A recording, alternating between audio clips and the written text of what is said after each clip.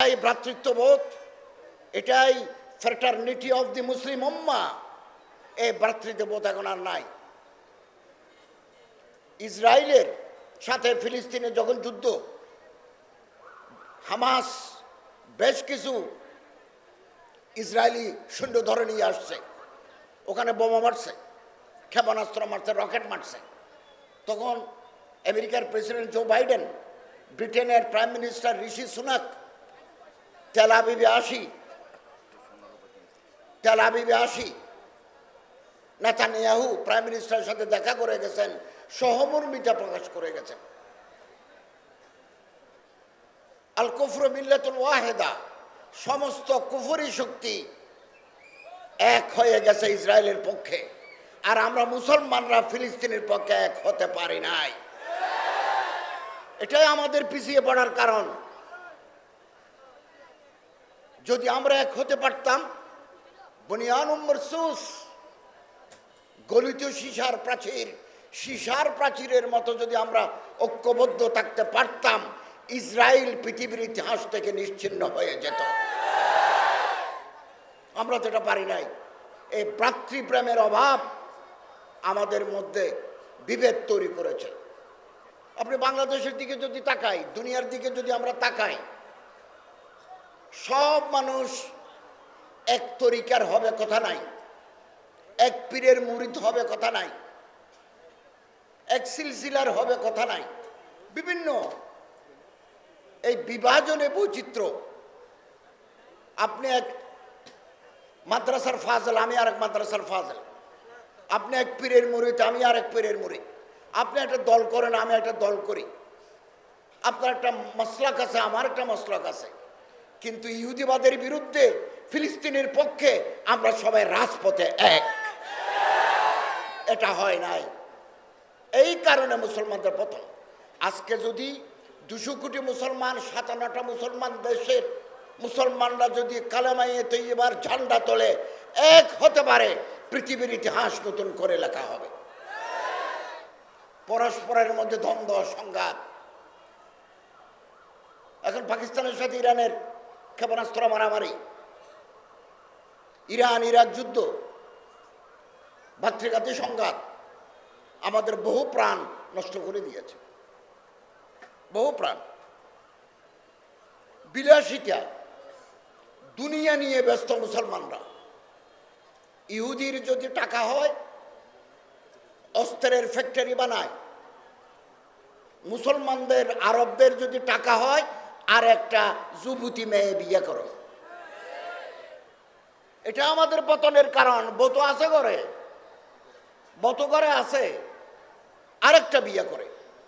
এবং ভূমধ্যসাগরের দ্বীপ Sicily, Rhodes, Leeds, cypress, এ সমস্ত এলাকায় দ্বীপ কিনি, দ্বীপের জায়গা কিনি, মাল্টিস্টোরের টাওয়ার বানাই, ওখানে সুন্দরী বউ নিয়ে বিলাসিতা করে।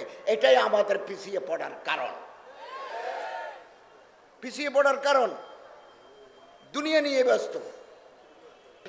আমার কাছে একটা চিঠি আছে, কেউ যদি চিঠি পড়তে চান উর্দু ভাষায়, মৌলানা খলিলুর রহমান সাজ্জাদ নদভী, মৌলানা মঞ্জুর নোমানী সাহেবের ছেলে, উনি মুহাদ্দিস, দারুল উলুম নদওয়াতুল উলামা।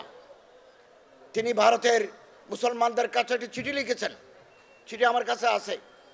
কেউ যদি চিঠি পড়তে চান, আমার হোয়াটসঅ্যাপে যদি যোগাযোগ করেন, 01711821656, 01711821656, এই নাম্বারে যোগাযোগ করলে আমি আপনার চিঠি দেব। ওই চিঠিতে তিনি লিখেছেন, ফিলিস্তিনে যেখানে 25,000 ফিলিস্তিনি মানুষ শহীদ হয়ে গেল ইসরায়েলের বোমার আঘাতে, ইসরায়েলের সাথে লাগানো ফিলিস্তিন, ফিলিস্তিনের সাথে লাগানো মিশর, মিশরের সাথে লাগানো সৌদি আরব।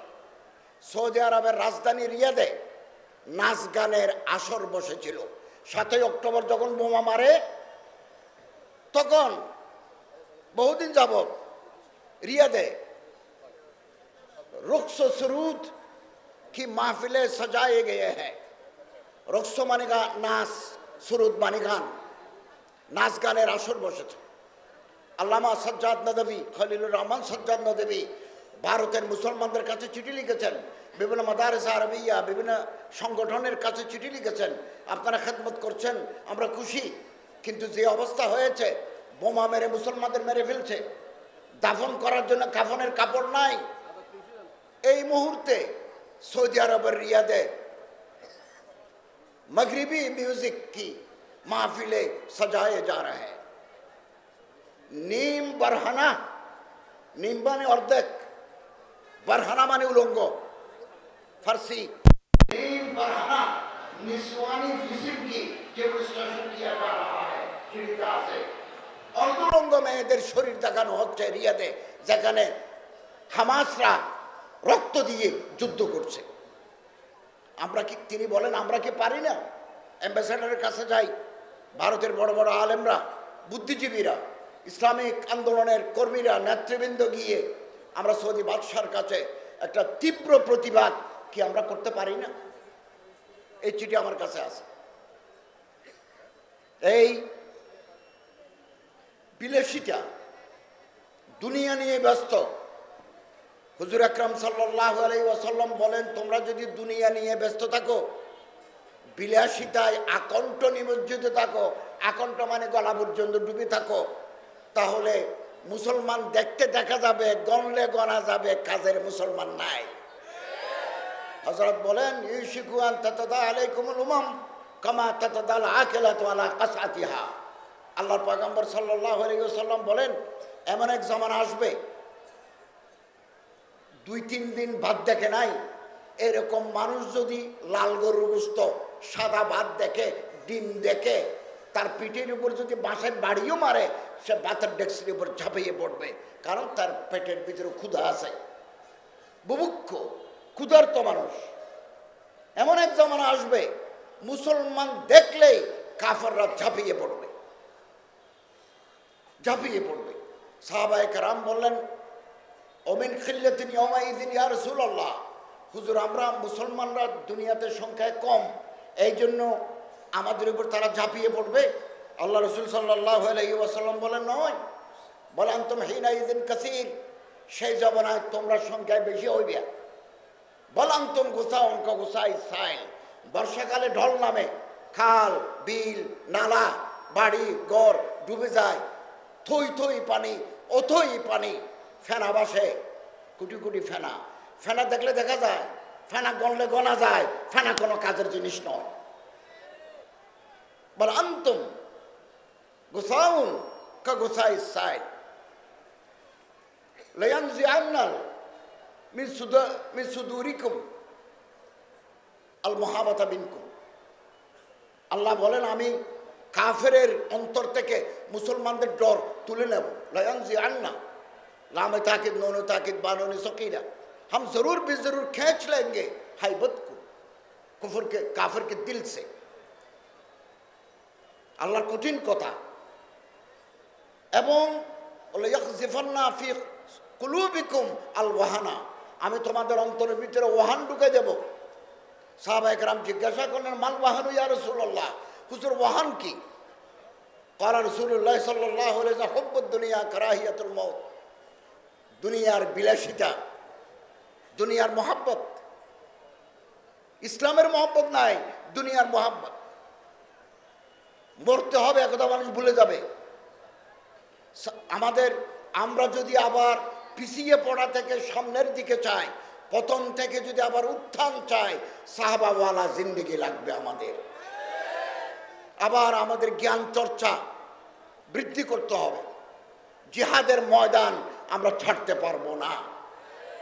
হযরত তকি উসমানী সাহেব একদিন একটা কথা বলেছেন, একথা বললে আপনি কেঁপে উঠবেন, কেঁপে উঠবেন। তিনি বলেছেন, নফল ওমরার চাইতে ফিলিস্তিনের মুজাহিদদের চাঁদা দেওয়া সওয়াব বেশি। ওমরা করলে বাইনাল ওমরাতাইন কাফারাতুল লিমা বাইনাহুমা, 2 ওমরার মাঝখানের গুনাহ আল্লাহ মাফ করে দেন।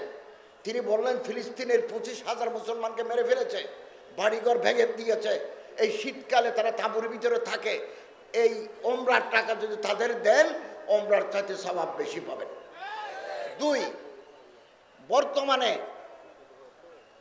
কওমি মাদ্রাসা, কওমি সিলেবাস, আলিয়ার সিলেবাস, আলিগড় ইউনিভার্সিটির সিলেবাস, মুফতি শফি সাহেব বলেছেন বকৌলে তকি উসমানী যে এই শিক্ষা ব্যবস্থা আমাদের জন্য যথেষ্ট নয়। কুল্লু হিজবিন বিমা লাদাইহিম ফারিহুন, আমরা যেটা নিয়ে আসি এটা নিয়ে আমরা খুশি। কিন্তু মুফতি শফি সাহেব আখেরি জামানায়, আখেরি বক্তে বলেছেন, তকি উসমানী রওয়ায়াত করছেন যে আমার বাবা বলছেন আলিয়া হয়েছে ব্রিটিশ আমলে কোনো প্রকারের দিনকে বাঁচিয়ে রাখা। কর্নওয়ালিসের আমলে আলিয়া পদ্ধতির মাদ্রাসা হয়েছে কিতাবুল জিহাদ বাদ, তওবা বাদ, ইংরেজ প্রিন্সিপাল ঠিক আছে, কোনো প্রকারের দিনকে বাঁচিয়ে রাখার পদ্ধতি। 1866 সনে আল্লামা কাসেম নানুতুবি নেতৃত্বে যে দারুল উলুম দেওবন্দ, এটাও ব্রিটিশ পিরিয়ডে, এটাও বিশেষ উদ্দেশ্যকে সামনে নেই। এটা কি পূর্ণ সিলেবাস পড়াবো, সরকারের সাথে সম্পর্ক রাখবো না, এটাও আলিগড় ইংরেজদের সাথে সম্পর্ক রাখা, আলিগড় ইউনিভার্সিটি।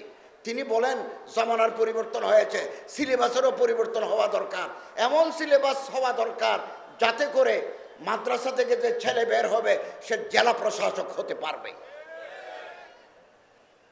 এখন তো আমরা মাহকুম, হাকিম, অন্যরা চিন্তার বালাই, ফিকিরের বালাই লাগবে, ফিকিরের বালাই, অধিকার আদায়ের লড়াই যেটা, এটা আমরা বর্জন করেছি, বর্জন করেছি। আমার হক আদায় করার জন্য, আমার মাতৃভূমিকে শত্রুর হাত থেকে রক্ষা করার জন্য আমার যে অধিকার, আমার যে রাইট, আল জিহাদু মাযিন ইলা ইয়াউমিল